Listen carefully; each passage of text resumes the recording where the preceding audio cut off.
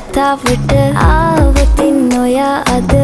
මාගෙම කරගන්නද රහසක් කියලා කිව්වොත් ඔයා මට මාවෙනම් නුඹේ අග රජිනිය සදහට මං දෙවරක් නොහිතා සැරෙන් සැරේ කෝලෙන් බල බලා ඇසේ අස්සෙන් බොරුවට එපා වගේ හිඳින්න එපා රවන්න එපා ටිකෙන් ටිකේ ආලෙන් පුරවලා හිතේ හිස්තැන් නුඹ මට හිතක් වටින කෙනා නිසා චුට්ටක් කතාවට ආවොතින් ඔයා අද මාගෙම කරගන්නද රහසක් කියලා